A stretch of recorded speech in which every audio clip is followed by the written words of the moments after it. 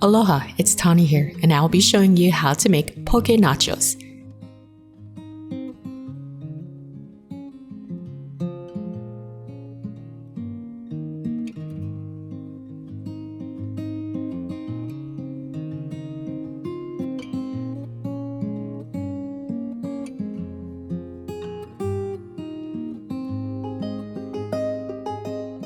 Here are the following ingredients.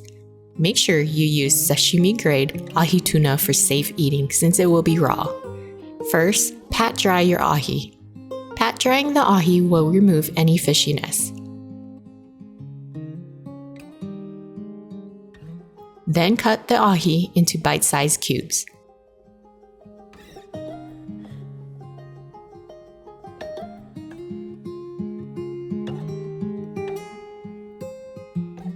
Put the cut ahi cubes into a bowl.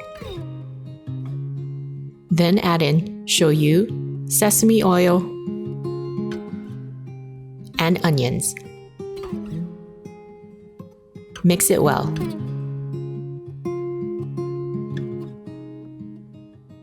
Cover and let it marinate in the fridge for about 30 minutes.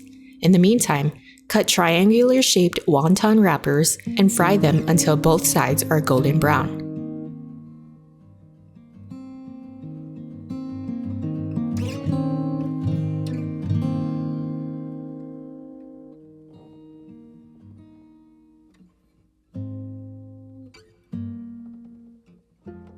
Remove from the oil and set aside on a plate lined with paper towels.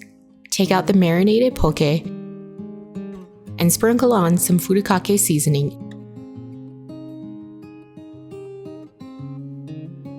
and green onions. Mix it well.